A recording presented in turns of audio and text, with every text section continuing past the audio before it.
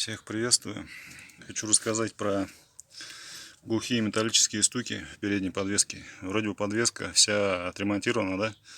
Заменены все там шаровые наконечники, тяги, стойки, скажем так. А стук все равно присутствует.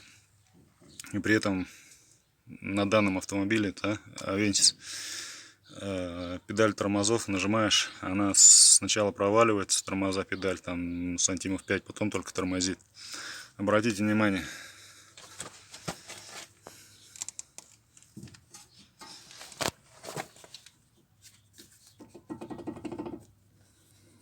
Немного трясется видео, не могу. То есть вот этот палец, он вот здесь вот вставленный, и он там прослабленный.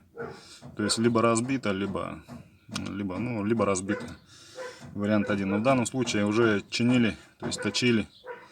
Видимо, токаря так себешные, и скобу само здесь отверстие не...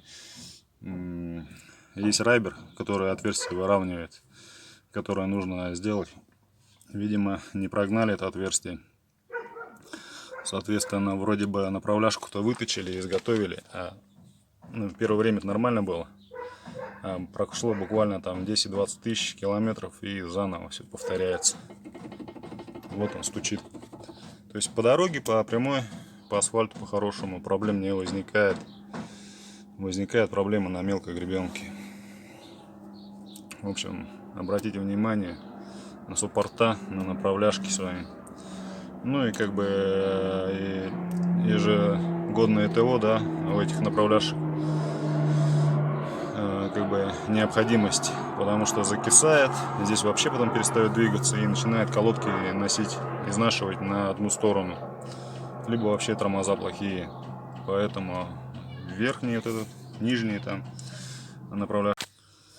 Поэтому видео немного оборвалось, поэтому верхнюю и нижнюю направляшку обязательно скручиваем суппорт, разбираем, чистим, промазываем, обратно собираем. Если нужно, вот эти манжеты, резинки, их нужно не манжеты, это пыльники.